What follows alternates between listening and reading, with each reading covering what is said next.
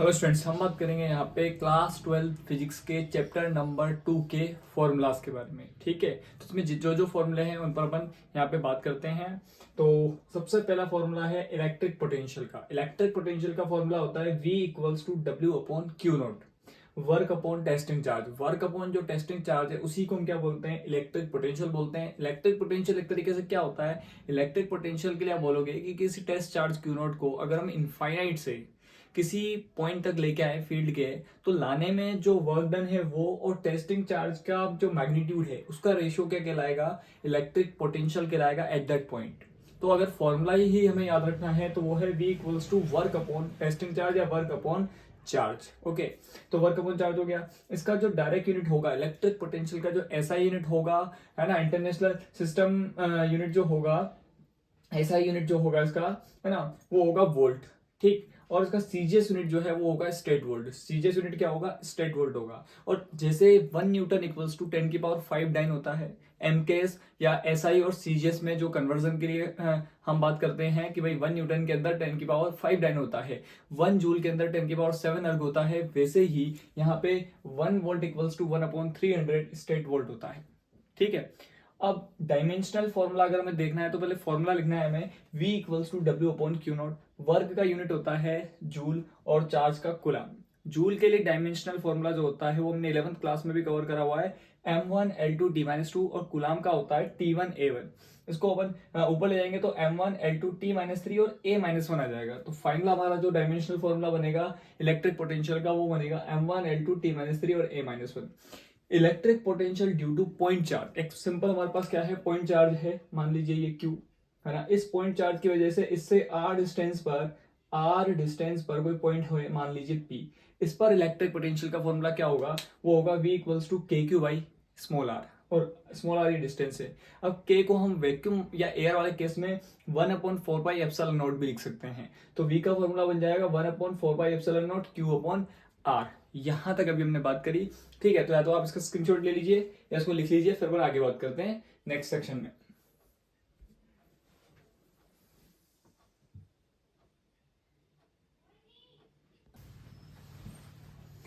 ठीक है, तो अब इसके आगे अपन बात करते हैं V equals to 1/4 pi epsilon naught Q by R। ठीक है, तो हमने K को जो लिखा वो क्या लिखा, 1/4 पाई एप्सिलॉन नॉट और Q बाई R का Q बाई R। अब इन मीडियम में अगर बात करें तो मीडियम में आप क्या लिखोगे, potential, electric potential due to point charge Vm equals to 1/4 pi epsilon naught epsilon R। तो यहाँ एप्सिलॉन नॉट की जगह एप्सिलॉन नॉट एप्सिलॉन R आ जाता है। ठीक है, और Q बाई R का Q बाई R। अब अगर आप इसको देखो, इस फॉर्मूले को, Vm के फॉर्मूले को, तो इसमें 1/एप्सिलॉन R को हटाकर ये हटा दें, अगर साइड में कर दें तो ये सारी वैल्यू मिल रही है पूरी। ठीक है, और ये कौन है, V है, मतलब Vm इक्वल्स टू V/एप्सिलॉन R आ गया हमारे पास। तो मैं ऐसा लिख सकता हूँ कि Vm इक्वल्स टू V/एप्सिलॉन R, और मुझे पता है कि एप्सिलॉन R की जो वैल्यू है वो मीडियम के लिए 1 से ज्यादा ही होती है। अगर मान लीजिए इसकी वैल्यू 2 है, इसकी 10 है, तो कितना आया ये, 5 वोल्ट। इसका मतलब ये हुआ V is always greater than Vm। मतलब वैक्यूम में जो इलेक्ट्रिक पोटेंशियल होगा ड्यू टू पॉइंट चार्ज वो ज्यादा होगा, किसकी वजह से, अगर हम मीडियम फिल कर दें, उस चार्ज और पॉइंट के बीच में मीडियम फिल कर दें तो पोटेंशियल डिक्रीज हो जाएगा। तो V is always greater than Vm।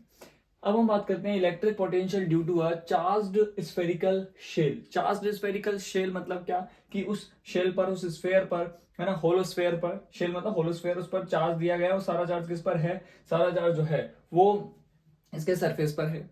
अब इसकी वजह से पोटेंशियल कहाँ कहाँ कैलकुलेट कर सकते हैं, आउटसाइड एट सरफेस और इनसाइड कैलकुलेट कर सकते हैं। तो जब हम आउटसाइड देखते हैं पोटेंशियल तो उसका वैल्यू आता है V out equals to KQ upon small r, जहां स्मॉल r क्या है, सेंटर से, इस स्फेयर के, शेल के सेंटर से उस पॉइंट का डिस्टेंस है जहां पर हम इलेक्ट्रिक पोटेंशियल कैलकुलेट कर रहे हैं। ठीक, तो V out KQ by small r।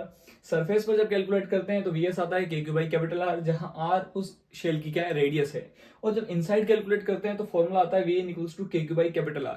मतलब जो वैल्यू सरफेस पर है इलेक्ट्रिक पोटेंशियल की वही इनसाइड है। तो ये बात अपन को ध्यान रखनी है कि इनसाइड भी इलेक्ट्रिक पोटेंशियल वही होगा जो क्या है, सरफेस पर है, मतलब एक तरीके से कांस्टेंट होगा।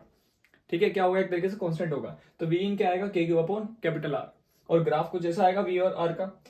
तो यहाँ अंदर तो कांस्टेंट है तो इस तरीके से, और फिर मैक्सिमम तो, है ना, मतलब मैक्सिमम बोले यहाँ इनसाइड वो एक ही वैल्यू है, और small r equals to capital R तक सेम ग्राफ चलेगा। उसके बाद आउटसाइड के लिए रिलेशन देखो, V आउट इनवर्सली है R के, या V आउट प्रोपोर्शनल 1/r है, उसका ग्राफ ऐसा आएगा रेक्टेंगल और हाइपरबोला कि हम r इंक्रीज करेंगे तो v क्या होगा, धीरे धीरे डिक्रीज होगा।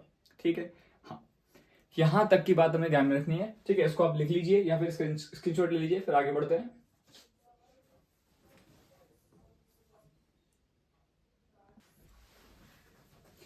देखिए, अब अपन बात करेंगे potential due to non conducting sphere. Non conducting sphere में क्या होता है, नॉन कंडक्टिंग स्फीयर अगर अपन लेते हैं तो सारा का सारा जो चार्ज है कहाँ चला जाता है, उसके इनसाइड चला जाता है। ठीक है, जो भी स्फीयर है उसके इनसाइड चला जाता है, मतलब वॉल्यूम में डिस्ट्रीब्यूट हो जाता है, ये है नॉन कंडक्टिंग स्फीयर। तो इसकी वजह से अगर हम बात करें तो इनसाइड क्या फॉर्मूला होता है, इनसाइड का फॉर्मूला होता है इलेक्ट्रिक पोटेंशियल का KQ/2r³ bracket 3r² minus small r²। KQ/2r³ bracket 3r² minus small r², ये v इनका फॉर्मूला होगा। ठीक है, अब अगर हम बात करें वी आउट का फॉर्मूला और वी एस का फॉर्मूला, वी आउट और वी एस का फॉर्मूला बिल्कुल सेम रहेगा जो शेल के लिए आया था। तो वी आउट का फॉर्मूला KQ/स्मॉल r, वी एस का फॉर्मूला KQ/कैपिटल R। लेकिन वी सेंटर का जो फॉर्मूला है उसके लिए हमें क्या करना पड़ेगा, उसके लिए हमें इस फॉर्मूले में, इनसाइड वाले फॉर्मूले में, क्योंकि सेंटर इनसाइड में ही होता है स्फीयर के। ठीक है, तो उसके लिए हमें क्या करना पड़ेगा, इस फॉर्मूले में, इनसाइड वाले फॉर्मूले में स्मॉल r को 0 करना पड़ेगा। तो सेंटर के लिए स्मॉल r 0 होता है ना। तो हमने यहाँ पे इसको 0 कर दिया, तो क्या बचा, KQ/2r³ ब्रैकेट 3 कैपिटल R², और इस r² से ये कट होगा तो KQ/2r रह जाएगा और इधर 3 रह जाएगा। तो 3/2 को अलग कर देंगे, KQ/R को अलग कर देंगे। तो एक तरीके से हमें VC जो मिलेगा 3/2 KQ/R मिलेगा, और KQ/R होता है VS, सरफेस पर जो पोटेंशियल है वो होता है। तो हम VC को लिख सकते हैं 3/2 VS, मतलब सबसे ज्यादा जो पोटेंशियल मिलेगा ना वो मिलेगा सेंटर पर, उसके बाद फिर डिक्रीज होगा, है ना, ये है। तो VC जो है 3/2 VS, मतलब 1.5 टाइम्स है इलेक्ट्रिक पोटेंशियल सेंटर पर, किसका, सरफेस का। ग्राफ को जिस तरीके से VC वही 3/2 VS। ठीक है, और फिर धीरे धीरे वैल्यू कम हुई और कहां तक पहुंचे, सरफेस तक। सरफेस पर कितना हुई, KQ/R, ये KQ/R। उसके बाद वापस इनवर्सली फॉर्म में डिक्रीज होगा डिस्टेंस के साथ, है ना। वी आउट जो है इनवर्सली है आर के, या वी आउट प्रोपोर्शनल 1/r है, तो जैसे जैसे आर इंक्रीज होगा वी डिक्रीज होगा, और ये इस तरीके से ग्राफ बनेगा वी और आर का।